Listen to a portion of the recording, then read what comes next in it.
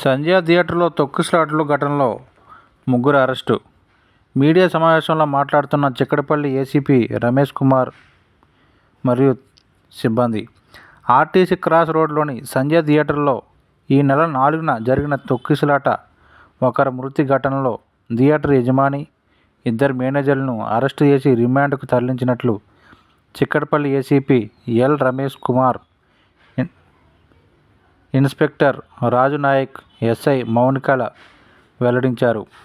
ఆదివారం రాత్రి ఇక్కడ మీడియాతో మాట్లాడుతూ, థియేటర్లో ముందు రోజే భారీ హంగామా చేయడం, భద్రతా చర్యల్లో నిర్లక్ష్యం వహించడం వల్లే రేవతి అనే మహిళ మృతి చెందినట్లు దర్యాప్తులో వెల్లడైందన్నారు. సినిమా నటులు ఆర్టీసీ క్రాస్ రోడ్డుకు వస్తున్నారన్న విషయం థియేటర్ నిర్వాహకులు తమకు తెలపలేదన్నారు. విచారణ అనంతరం సంధ్య థియేటర్కు సంబంధించిన 7 యజమానుల్లో ఒకరైన Mudupu Sandeep, senior manager Nagaraju, upper, lower బాల్కనీని చూసుకొని మేనేజర్ గంధం విజయచందర్లను అరెస్టు చేసి కోర్టులో హాజరుపరిచామని చెప్పారు. కోర్టు రిమాండ్ విధించడంతో వారిని చంచల్గూడ జైలుకు తరలించారు.